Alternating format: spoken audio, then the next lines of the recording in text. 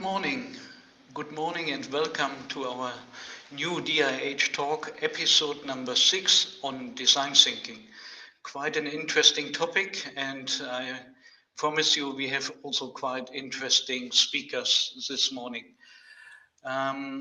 But before we go into the details and moving to the speakers, let me just give a quick introduction for those that are joining first time, because we might have, due to the topic, we might have different and newcomers to our DIH talks this morning. By the way, we have more than 80 registrations, so quite a good number of participants.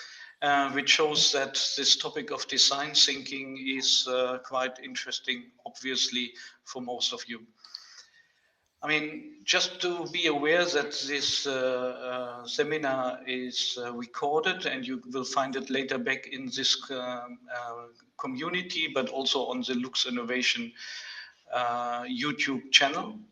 And on the upper right-hand side, you have 3 areas.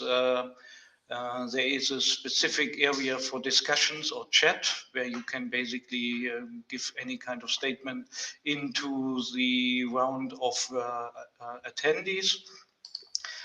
And there is a specific area for questions, and when the speakers are talking and you have questions, please put your questions here. I will keep a close eye on what's coming in and will moderate at the end of the speaker's presentation the Q&A session. After each speaker, we have basically 5 minutes planned for Q&A.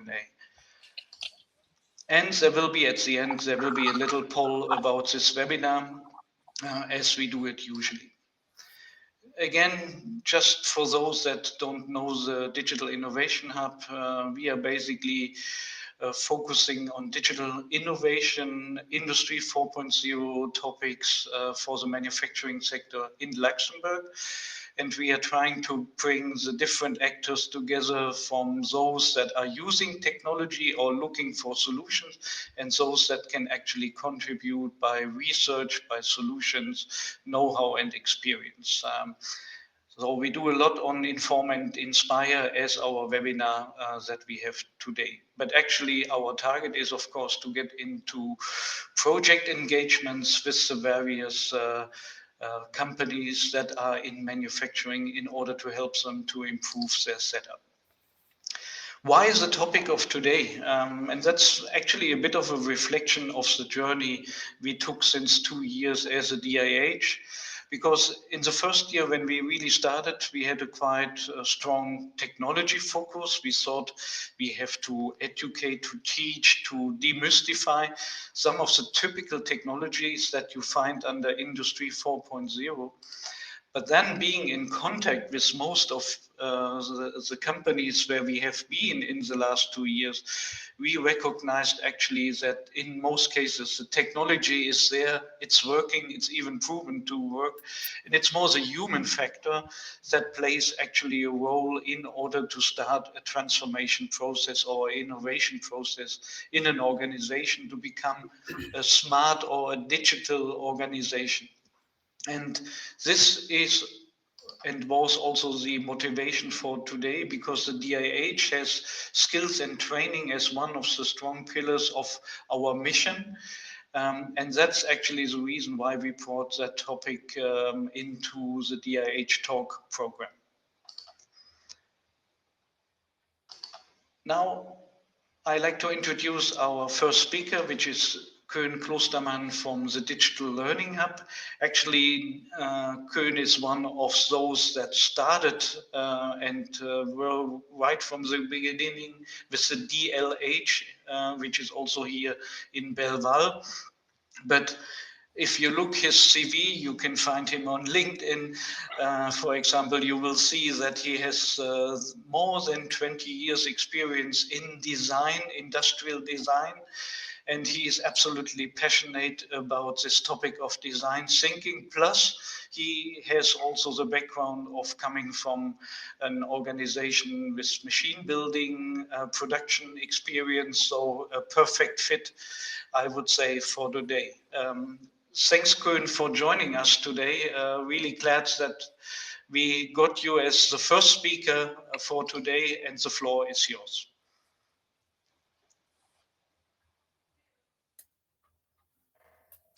Hello, am I already in the picture? Yes, you are. We don't see your presentation yet. Well, good morning, everyone, or almost noontime. So, thank you, Joe, for the introduction. And as Joe mentioned, I am a course manager at this moment in the Digital Learning Hub. It's a new initiative of the Ministry of Education to answer a demand in digital skills in Luxembourg, but also in the bigger region. And so for that, the Digital Learning Hub offers trainings and specifically also trainings in design thinking. Will I wait a moment for the presentation? Yeah, your presentation was not uploaded. I think it disappeared again. Either you move now quickly to screen sharing or you quickly upload it, if you don't mind. It's there. I just Okay, upload there it we again. go. Okay. Thank you.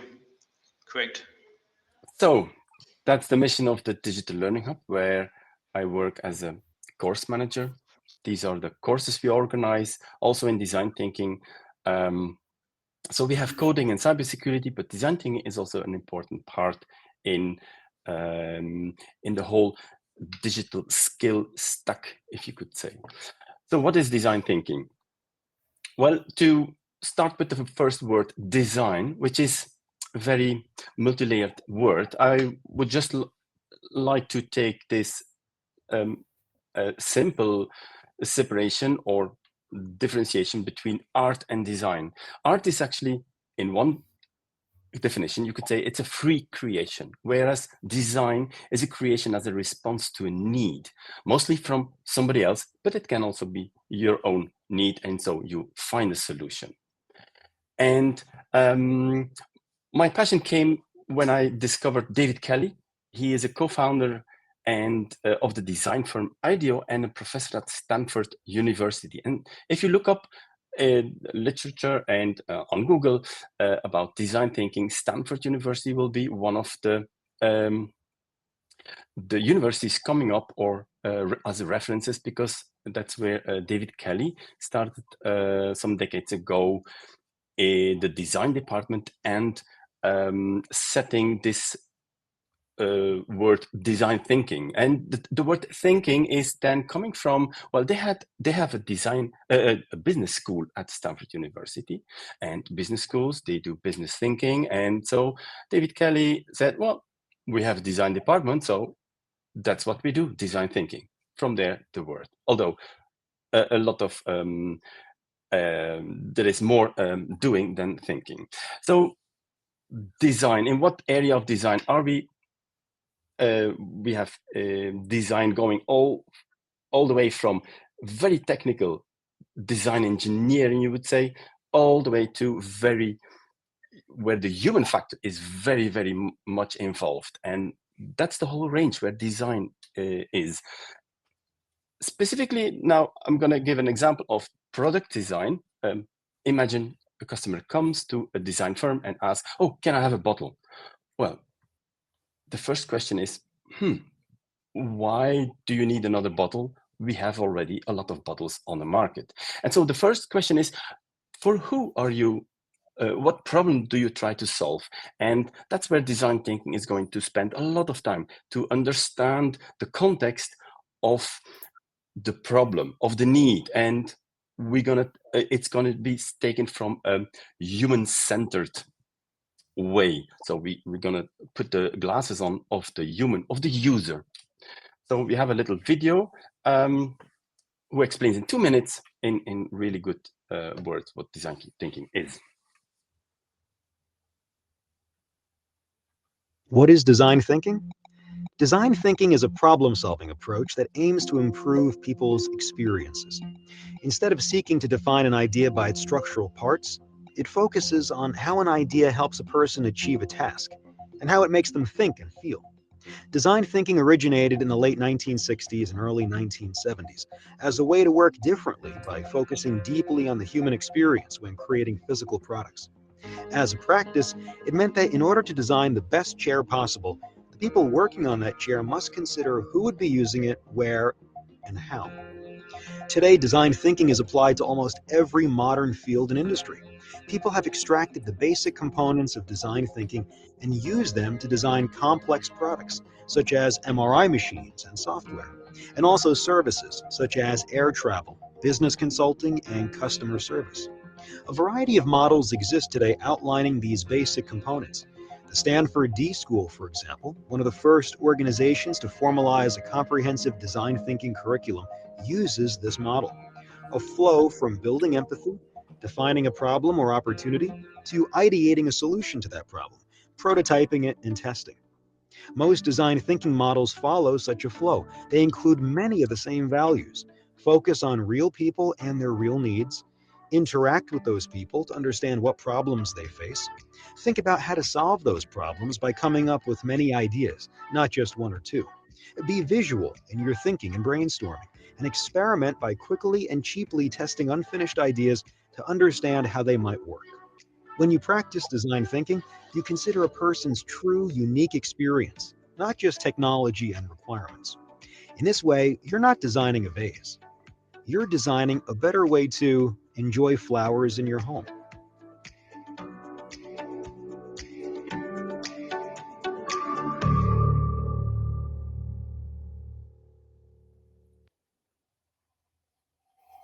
So I have already referenced Stanford University.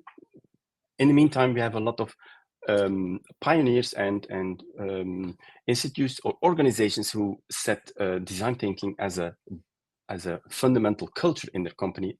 For example, also IBM, and they call it the enterprise design thinking in action.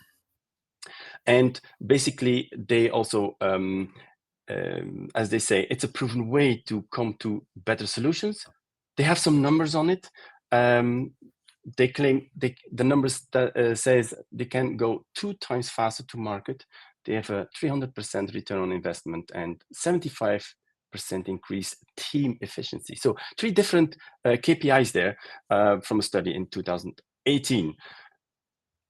Another reference is where you could find information about design thinking is the Global Design Thinking Alliance.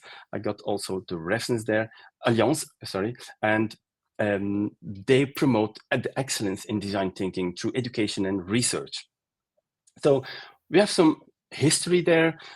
I only wanted to talk about the wicked problem definition, which started already in the 60s, because design is in finding solutions. It's not new. That's what we do. We are humans. We find solutions on problems we encounter.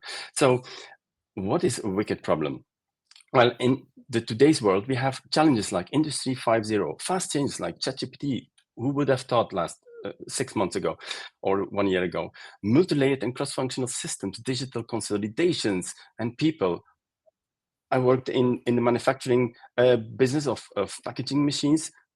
50 years ago, the main engineer, the senior engineer, was a mechanical engineer. Nowadays, it should be more like an AI engineer, because that's where the innovation and the disruptive innovation will come from. So a lot of changes there, and how to handle that. So Industry 4.0, it's about the data. Industry 5.0 is more about the people putting in the center. And Europe had some interesting documents and research on that.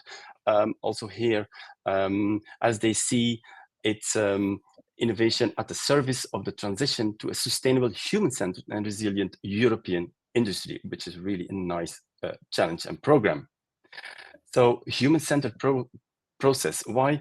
Because good solutions do have 3 elements there. It should be desirable as a human standpoint of view. It should be technically feasible, and as a business, it must be viable. If nobody pays the ticket, then it's not going to work. So there are some core elements of design thinking which are different than other settings. In the HPI School of Design Thinking, they call it the 3 Ps, or the 3 pillars. You need multidisciplinary teams, like just mechanical engineers, it will not do the thing. Just male engineers, it will not do the thing anymore. So multidisciplinary teams from all layers of the company or organization. And then you need the process in different steps. You need methods, very important. And then you need spaces. And about spaces, I love this example of Walt Disney, who had 3 spaces, 3 ideas. You had the space where you can dream. You have a space where you take your project, you go in this realistic room, and then you be realistic, and then you take it to a critical room where the numbers and the feasibility is tested. So even there, you saw already in those days big rooms where he had big prototypes.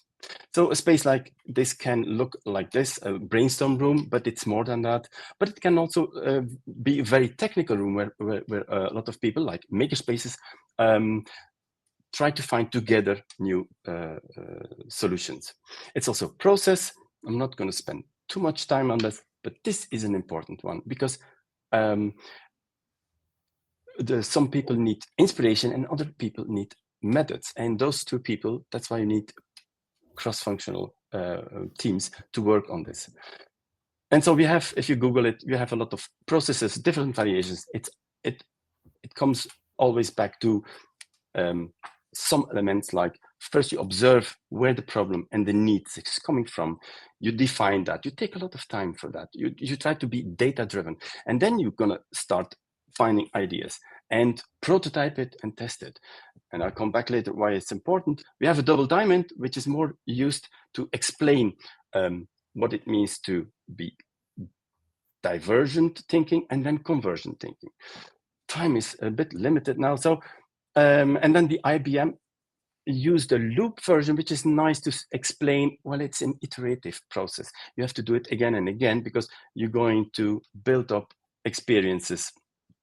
So you can make small prototypes, small failures, and find better solutions to the need you try to solve.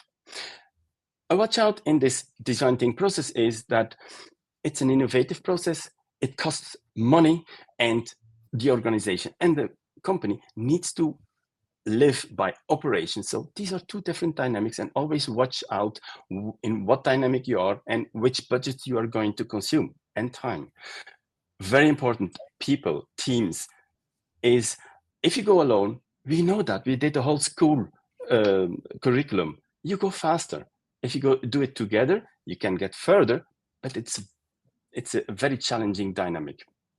So this is one of the challenges I love most of David Kelly is it's having a diverse group of people, being good at building on each other's ideas. Making failures, it's about building trust. You need time box like now, and prototyping is a communication tool. And this is how you can create fast. This is an example of making fast prototypes and getting an idea of what does my user need. If you've got, this is a paper prototype, you can build that in 2 hours. And you can go to your user, maybe it's an internal project. You go to your colleague in the other department and you show this and say, can you understand it? Could it be useful? It does not cost a lot. If it's broken, it's broken. You don't have to feel ashamed, or you don't have to make a perfect prototype, as long as you go very quickly. And I think my time is rather out, but if you still have 2 minutes, no worry. I still have 2 minutes. Well, these are the 4 key elements in this process, together with a lot of methods, is empathy for the need you want to solve. What problem do you want to solve? For whom? Is it a person? Is it a person of 3 years old this child who needs to drink more water instead of other stuff? Or is it a bottle, to take that example, for somebody who is going to run a marathon? Or is it an elderly people of 80 with hands who cannot open the bottle anymore? Context and empathy and observation is so important. Fail often and fail little. That's the key to build trust in the teams. It's okay to build something crappy. Let's go to the user, and the user will give feedback. You don't need to be the alpha in the room to decide which will be the best solution. The user will give more data than you ever can imagine. build up on each other's ideas, and be visual and tangible, because an engineer can draw a 3D or a 2D design, and an electrical engineer can draw schemes, but who is understanding that? The user is not going to understand that. So make it visible and tangible so that the whole group can follow, and you can go along in time-boxed methods with the whole group. And this is the strongest part of the design thinking process. So digital transformations, new products and services, or internal operations, it's a multi-layered challenge, and that's why you need cross-functional teams, and that's why you have challenges, because teams is not, cross-functional teams do not talk the same language. So that's a bit the conclusion of, in a nutshell, what design thinking can do for digital transformation. Thank you, Kurt. Very interesting, and I think everybody is recognizing that you're really, really passionate about this topic. There is no question yet, but let me ask the first question, if you don't mind. I mean, you also with the background of engineering, coming from a machine building, packaging background, what would you say are the typical challenges when you try to implement design thinking in an organization? Culture is a very important thing. It's when I did my first workshop on design thinking, I was really passionate. I was like, this is it. But you cannot implement this like that. It's not, otherwise it's a fast burning thing. We know the brainstorm, high and low, it is a culture and it takes time. And so it has to be taken slowly with quick wins, where you can find out who can support this, who is in need of this design thinking process. And then as a designer or as a facilitator, because you need to be a facilitator to change culture, learn to read the numbers. As a designer, read the numbers, learn to work with Excels, because management works on Excel sheets. That's their dashboard. So you have to learn to talk the way management talks. So you need to be on all levels and acquire the competence and have time and patience. Okay, quite interesting, your answer, this cultural aspect. And you mentioned already in the presentation that it's basically all layers should be in this culture. But in the companies where you have seen it applied, was it more a top down or more bottom up to introduce it to inject it into the culture of an existing organization? Or how did it start typically? It is the best way is top down, because it should be a strategy.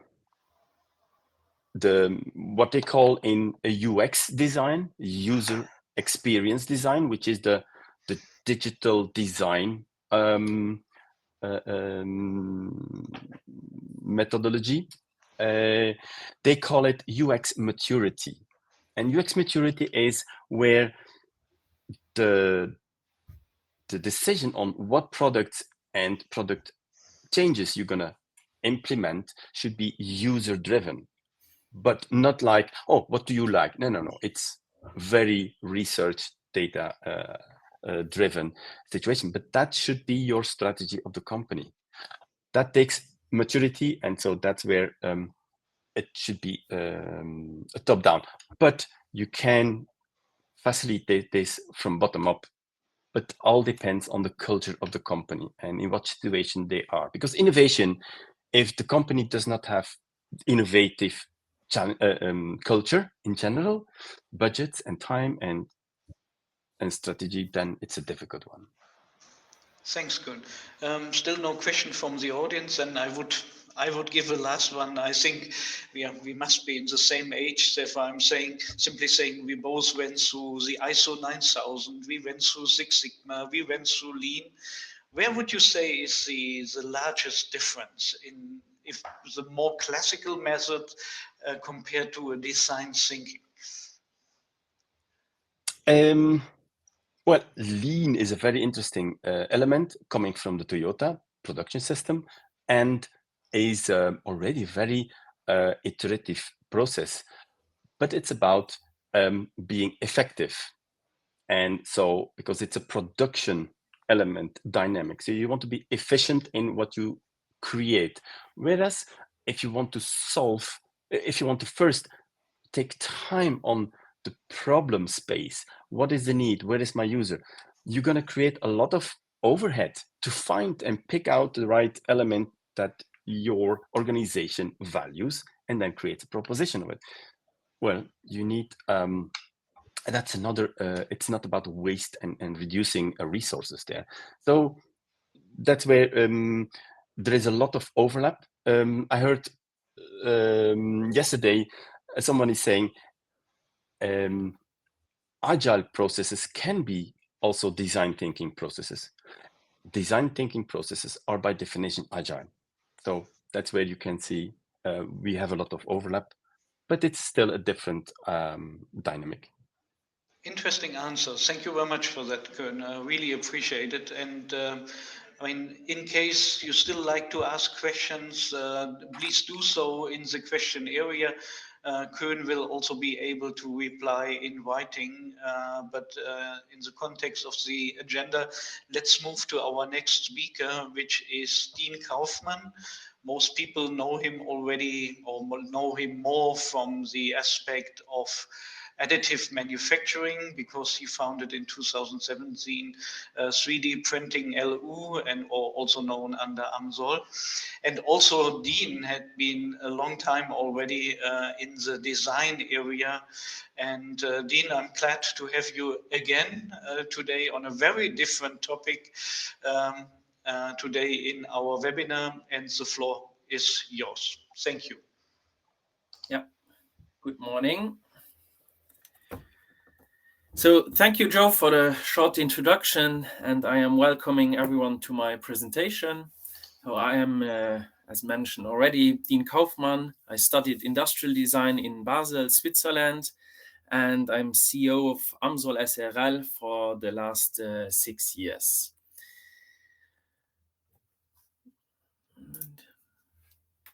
AMSOL is the actual name of the company, a shortcut for additive manufacturing solutions, but we are better known in Luxembourg for our website and our service 3dprint.lu.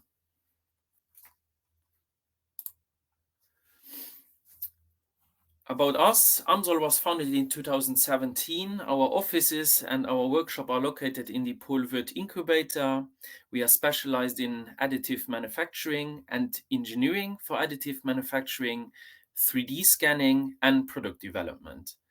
Our customers are ranging from private individuals to startups to big industrial companies, which benefit of the possibilities in 3D printing and overcome the constraints of traditional manufacturing. Our yearly production rate is between 15 and 25,000 parts, from which roughly 80% are individual parts. We are active in 8 different industries, mainly in the manufacturing industries, where we do serial productions of AM parts and 3D scans, railway industry mainly for spare parts, aviation industry for tooling and training supports, automotive industry for spare parts and tooling, space industry for 3D scans and manufacturing fixtures for assemblies, defense industry for spare parts, 3D scanning and full-size replicas, research institutes for prototypes, and trophies for special events, a niche market we found along our journey. So coming to the actual topic, product development, and also so I'm linking product development to the design thinking approach. In product development, where innovation is key to staying competitive and meeting customer needs, design thinking methods have become an invaluable tool. As we have seen in the previous presentations by Koen, design thinking is not just another buzzword. It is a human-centered approach to problem solving and has revolutionized the way we create products. Why can it be beneficial to consult a company like ours or a design studio for product development? The short answer is we are asking the right questions. During product development projects with our clients, we follow a structured process that typically includes several key stages implemented into our two-phase scheme. So we have there the two phases. The first phase is about concept creation, and then the second phase is about prototyping, manufacturing, and then successfully launching the product into the market. So first phase, you have the different briefings, you are defining target groups, you do material research, you do ergonomic studies, you have different solution approaches, you set a timetable for the whole project, you define the overall conditions, you analyze visions and trends, and then you go over to the sketching and also the concept creation. Then in the phase 2, you have the concept development, concept visualization. Then you go over to the CAD construction, and then you do a 3D visualization. You get you create the technical documents. You prepare the manufacturing process. You check the mechanical engineering. You build up a manufacturer network to build the product. Alongside all these are, of course, as also Koen showed with the paper mock-up models and prototypes are very important in this process. And then you go over to the serial production where you have then at the end just the product management or the actual manufacturing to do.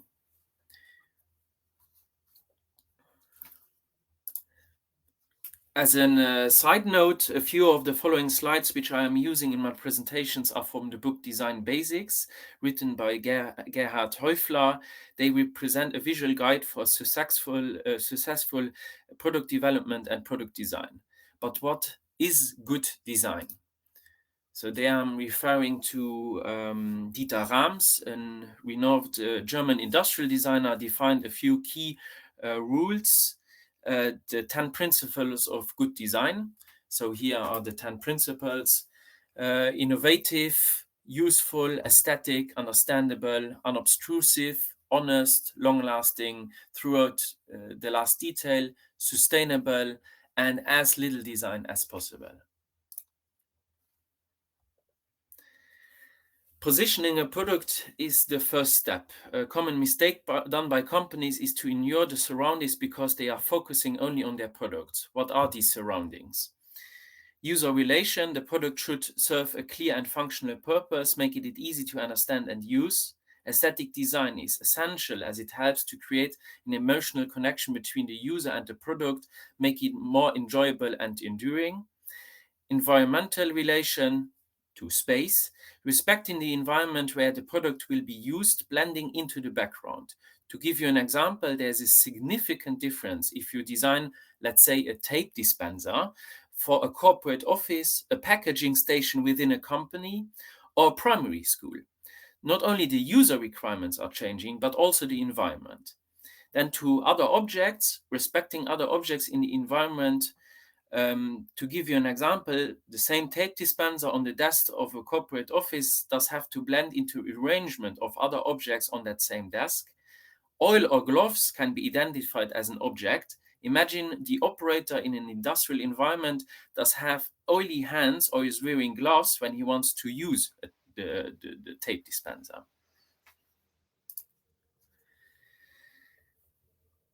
Finding the right balance between complexity and simplicity is key for user-friendly, innovative, and good-looking product.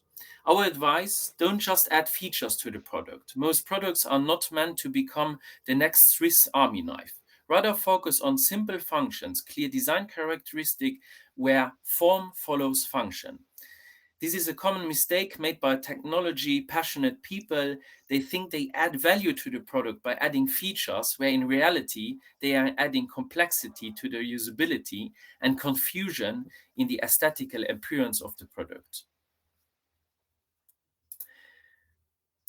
Up, back. To summarize the previous slide, here's the Maya principle, most advanced yet acceptable. For a product to be successful, it must be as cutting edge as possible, yet still relatable and understandable to the average customer. Then to be creative, you have to push through rational thinking of your brain. A lot of the participants in our workshop stop or slow down when they have sketched 5 to 10 different concepts. The usual excuse is, I couldn't come up with another idea. This is one of the most important phases during concept creation, as your brain does draw these concepts out of what you already know or have seen. As it is running out of material to create, you think that you have reached the end. This is not the case. To come up with creative new things, you have to push your brain to think irrational. Creativity comes if you push beyond the boundaries and trigger an irrational process in your brain. Then here are examples from what we have done. High chair for children. The client came up with the demand for mobile high chair for children. The most difficult task was to find a solution for the legs. We tried many options and ended up with retractable legs from a camera tripod. So instead of designing a customized solution, we reanalyzed the problem and searched for similar problems in other product segments. This is a concept not from our side, but I like this very much. So the pen concept from Yarim Koo, one of my favorite concepts. He played with the flexibility of the ink cartridge to ensure the functionality of retracting and extracting, using the cartridge as a spring. By pushing down the bent ink, the ballpoint will be extracted from the pen. I find this a genius way for solving the main mechanical task of a pen. And then we already come to our conclusion. No is an unacceptable answer during the brainstorming session for us. And concept creation. Yeah, every idea has the potential to become a valuable input. I'll give you another example on an idea we had during the last D-L-H, Digital Learning Hub workshop on product design. Back to the tape dispenser, which was the product of choice. One of the participants drew the tape roll in different shapes, rectangular, triangular. You could now argue that it is not possible or out of scope, especially as the roll was not required to be redesigned, only the tape dispenser itself.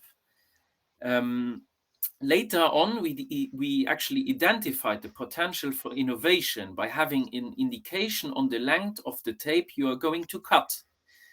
One solution would be to wind the tape on a triangular or rectangular base, thus giving the ability to unroll the tape step by step and having always the predefined length. So ideas, even if they sound out of scope in the first place. So questioning everything down to the last detail when it comes to your products is crucial for innovation. Getting a distant view on things, like being a child discovering a product for the first time is in his life. And that was the conclusion. Thank you very much for listening. Thank you, Dean. And I did really like the examples you have shown here on design thinking. You did several times mention workshops, and you mentioned also the Digital Learning Hub where Koen actually is working for. What is your connection to the Digital Learning Hub? So in the Digital Learning Hub, we are giving workshops, different workshops on 3D printing, also next year on 3D scanning.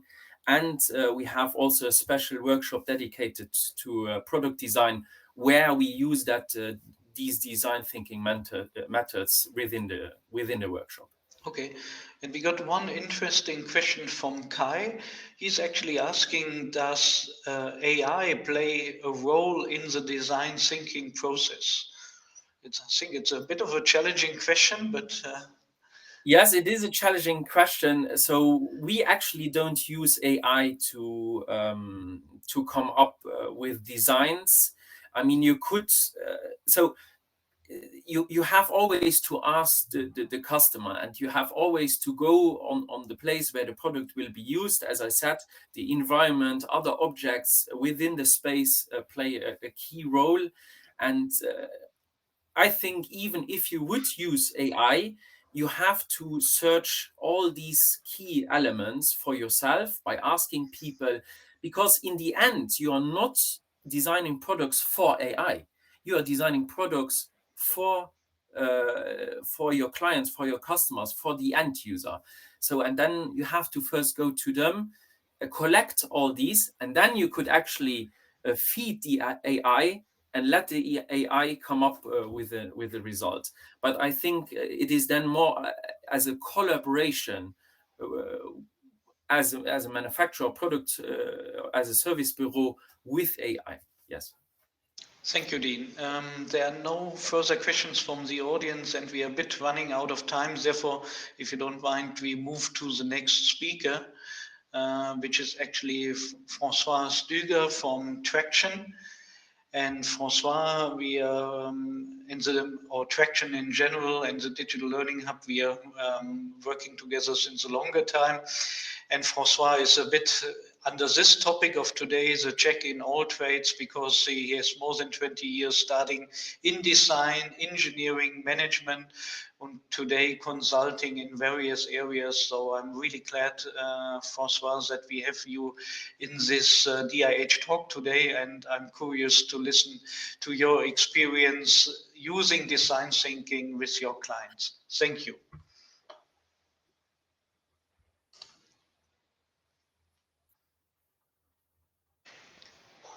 We heard quite a bit from Dean and Köln. I want to put it a little bit more in a real story, saying how is it applied with real customers in our region, our area.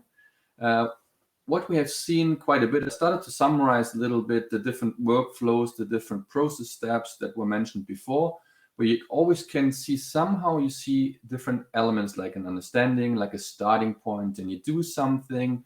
And then towards the end, very often you will see that word trying, testing, prototyping. I think that's a very important element of that journey and that approach that can be used. And I want to give it some context in terms of what does it really mean. As a background, we had a company, Luxembourgish company, which actually was looking into their product and how the product works today, and got some inspiration in the different fields of technology from another company in Germany this time, for example. And they were thinking, that idea which I've seen, I cannot touch it and grab it yet, but somehow it feels interesting maybe for our products. And today's product is really more hardware product, so non-intelligent, pure hardware. And the problem that they found, initially they thought, is a lot about misused product. It's not used, it's damaged, and they couldn't get a hold or a grip what to do against all of this. And the idea basically came up saying, with the inspiring idea from a totally different company with totally different use, how can we make maybe our product intelligent? And that's actually where it started in the journey, saying, okay, how can we turn like a dumb product into maybe an intelligent product? So what they did, to the points that the two gentlemen mentioned before, it's a cultural thing. So when a company does not yet have that culture of like pure innovation, maybe design thinking approaches, so what they did, they were actually looking for companies that have background in innovation, project management, and are able to lead these projects and introduce thought processes, as we heard before.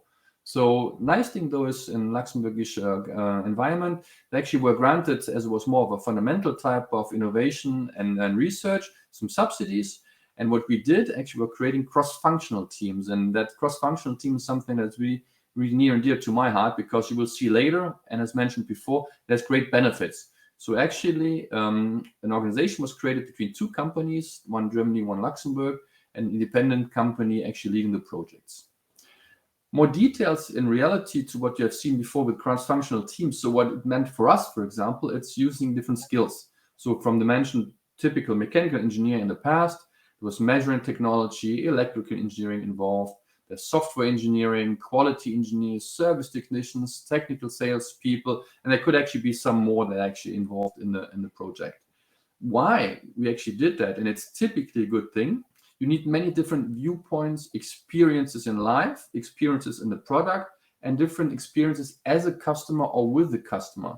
So that actually these things come together for like a basic first step. And that basic first step is actually understanding what is it, what's the real problem, what is the customer trying to solve. And that's why the power is so great on these cross-functional teams with these different viewpoints, remote or in the back of the organization. Ideation phase is actually the first phase typically running through, and that can be like the words mentioned before, brainstorming sessions where there's different methodologies existing worldwide to actually get creation flowing. And for us, it was very important, and that's maybe a notion for some companies that think they have all they need. Offsite is actually very often a very good element to get people inspired, use totally different environments, creative type of stimulating environments, all the good things from the flip charts to post-it to videos to whatever you need to get people in the creative mode. Because when they stay in their environment, they will use what they know from their environment. And you create tons of different ideas, as mentioned before by Dean. Don't throw any away. Keep them, list them, post them, classify them, but always keep them very, very visual in front of people so they can always look back and relate to what has been done before.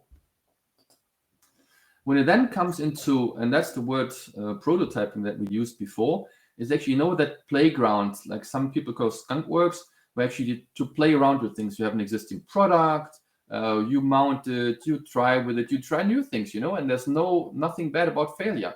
The earlier you fail in that iterative loop, that process to understand, can it do what we want? How can it do it what we want? Then actually a sort of fun moment starts between technicians, engineers, maybe even customers involved and say, okay, wow, look at this. If we would do this, okay, let's try that. And that's the way how you learn quickly. And I think that's a very, very important point. Make the mistakes early in the process and iterate. When it then comes, let's say you learn something in your prototyping environment, laboratories. So then the real testing becomes once you maybe got down to a handful of solutions. So now try it in, let's say, a reality, not in a lab environment. Choose where you go. In this example, for example, it's on roofs, build it up, but be very prototype wise. Don't look for the perfect solution yet. You know, you take wood, you mount it, you cut things, you glue them, you screw them. And then at the end, you try your experiences from the laboratory in the first real environment and see, does it actually still do what we were thinking it should do? And that's where the next level of iteration starts, using the product in like a more real type of environment. Next steps for this example, for example, what it actually does, it creates you that pre-validation feeling of my initial thoughts for problem solving. Yeah, it seems to be work. And you have the first opportunity to secure IP. You know, as you do stuff and don't wait for the end, the perfect solution, there's much more opportunity for IP generation initially.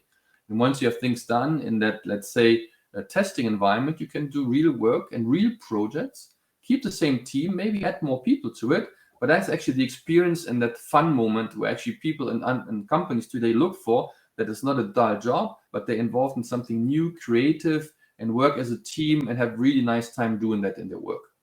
So I think that's for me the basic experience. I would say get the people together, different skills, give them a good time, and you see if people have a good time, have fun around product and creating things, they will be good. They will deliver things you didn't realize they could do before.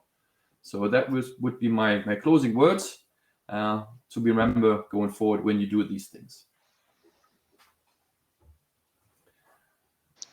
Okay, Francois, very interesting also to see that real example and how you have used design thinking working with your clients. I was a bit wondering, if I may say so, that you listed the team and there were a lot of different engineer types, technicians in it.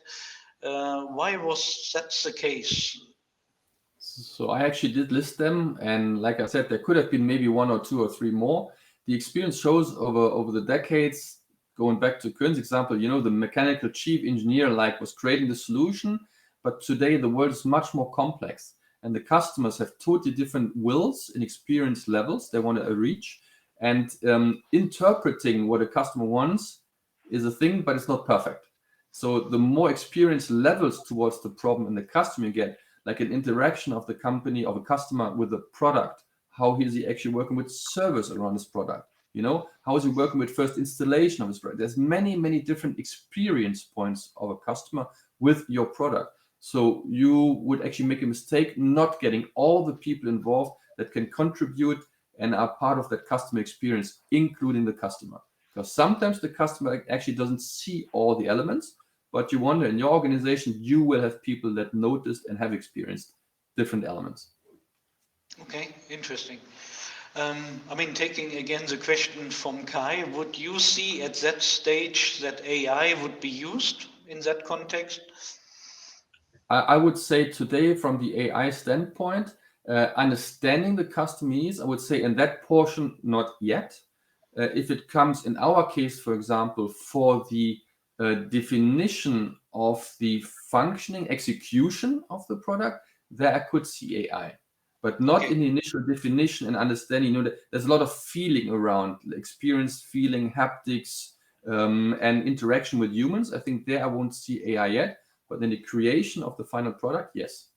Okay, because that links quite nicely with a new question that is coming in from Sander Wigney about integrating generative AI. And I think you have partially answered already, but if you like to comment in addition, feel free, Francois. Yeah, I would say, like I said, in the initial phase of understanding it, getting the feelings out and defining what the problem and what potential solutions are, today I would not see it. But again, in helping you generate a wider range and more options of potential solutions inside the solution itself, there I would see AI helping you to speed up that process of getting more options going. Okay, thank you, Francois. There are no further questions from the audience yet. I like to call then Koen again into the session, because he likes also to give us a bit of a summary and wrap up of what was discussed so far. Thanks, Koen.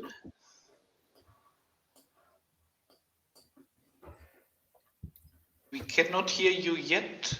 Yeah, now it's fine. Thank you. Thank you, Joe, and also thank you for the interesting examples. As you can hear and see that solving and finding solving problems and finding solutions is a very human activity, as the how as a person, as an individual, as a team, but also with what as the solution itself, the services and the products we generate. And the whole organization is built up making and producing services and products. So there are a lot of layers there where design thinking, where solving problems are needed. And design thinking is one of, as we said, one of the good way to tackle problems. It's not the only one, but it's a very important one. It's like an orchestra. You need different instruments. It's like production and innovation. You need a good balance of both of them. Without production, you cannot survive. Without innovation, you will not survive in the end. So I want to conclude also with another example from taking different levels in this process. The challenge was that in the company I did a workshop, there was there were open invoices not being paid. So and it was a burden. It kept dragging on. It was during a final implementation of a new ERP system. So we gathered during a 2 hours session some key persons of the company, and then we started to create a discussion, but it was time boxed. So we had only 2 hours, and at the end we had to come up with a prototype we can do within 2 weeks and get data from it. So that's the big challenge. So we created a heat map. Where are the problems? And during this moment, there was this building of trust, because we had to get a prototype we can test. It was not get me the final solution at the end of 2 hours. So creating this place where trust is okay, where you can open up and not pinpointing the other department, but you did not fill out this, and that's why my order did not came out well, and my shipment was wrong, and I had to, etc., etc. We know these kind of discussions. It heats up very quickly, and at a certain point, when there is no trust, everyone starts protecting themselves. How can you then solve the real issue? Because then it gets secondary or third level issues, and that's not a core solution we are looking for. So you need a lot of trust and this kind of space and dynamic. And then there are some really interesting methods on the design thinking processes to build this. For example, eat a sandwich, make it during lunch. Because if we eat, that's a very typical human activity, to get together, eat, and discuss without fighting. But it is so human, and it's so important. So this helps building trust. And then at the end, there came up the solution. Well, shipment, that's the last part of the whole chain. We saw already everywhere some heat points, but at the end, it was shipment. And so they decided, well, the prototype will be at the end of the week on Friday morning. Everyone will put on the wall during the week all the issues they discovered while this week goes on, and why the shipment has difficulties to ship it in a correct way, because that was actually the issue.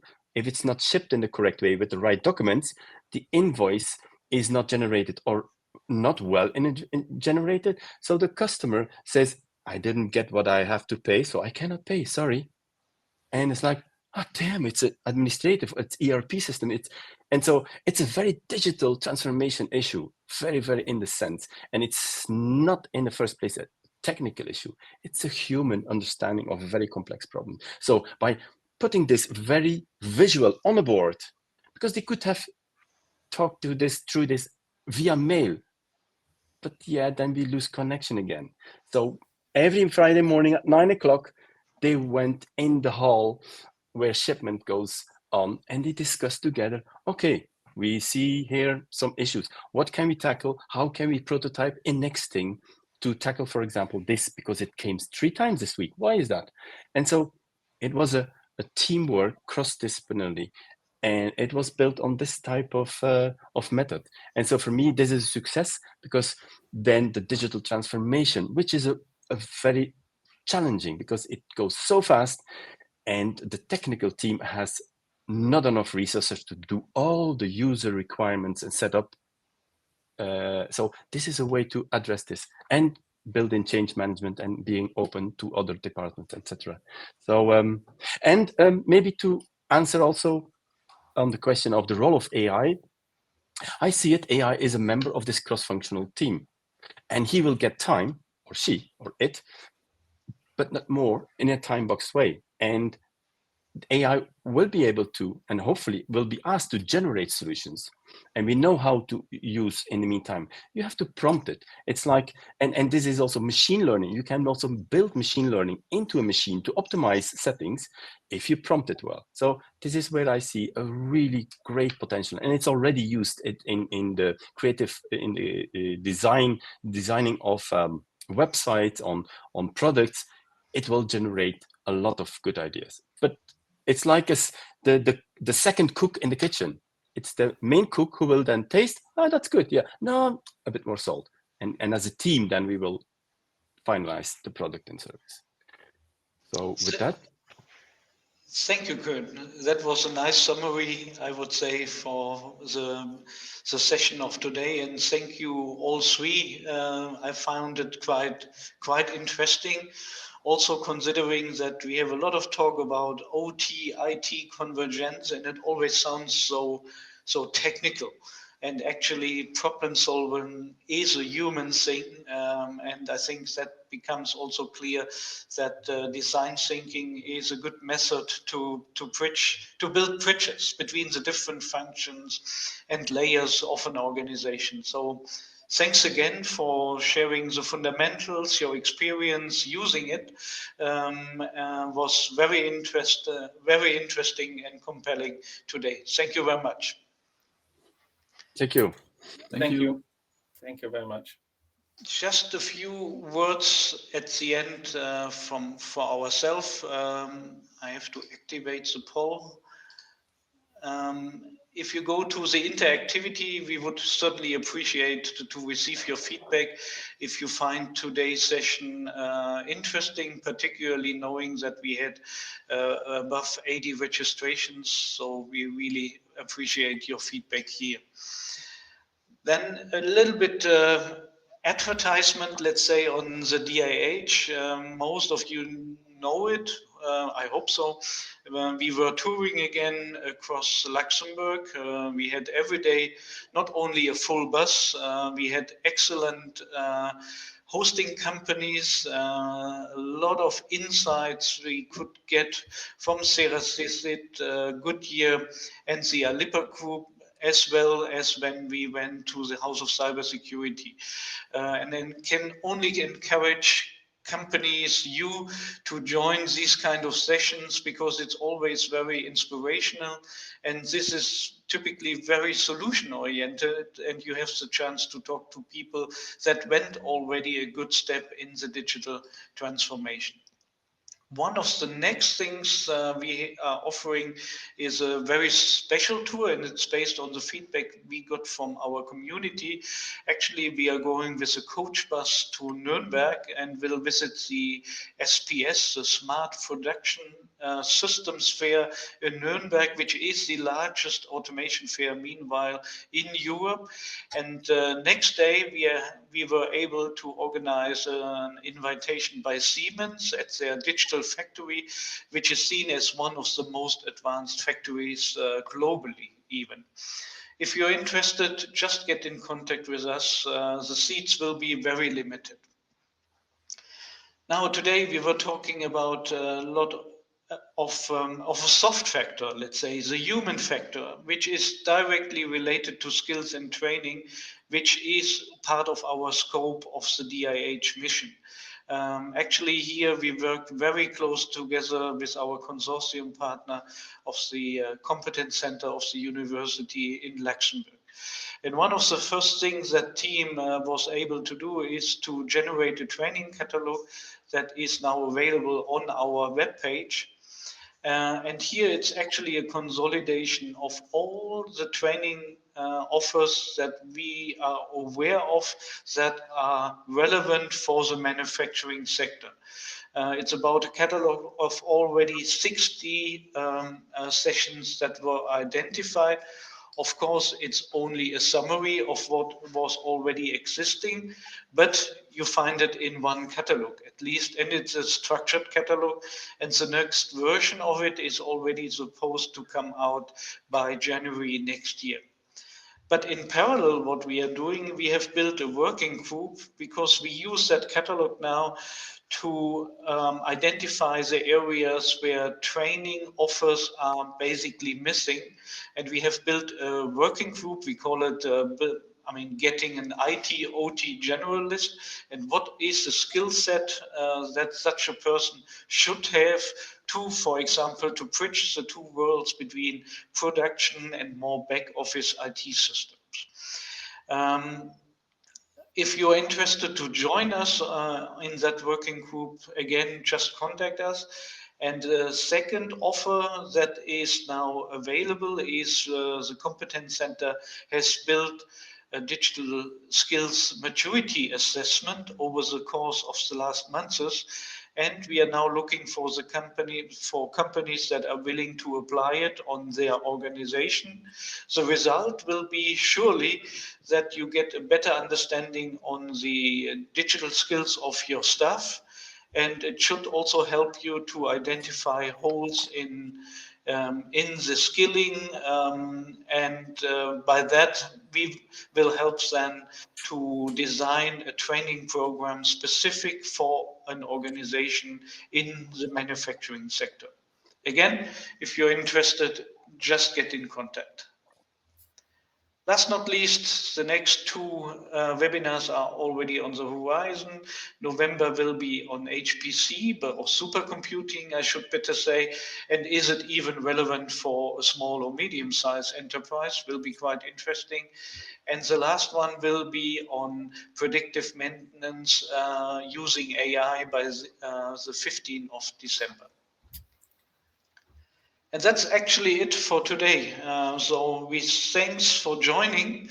Looking forward to stay in contact with you and be part of our community.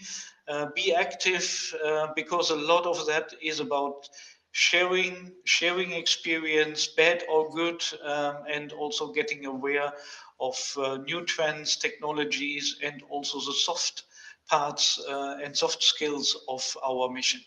So thanks again for joining us today. Have a great weekend and talk to you soon. Bye for now.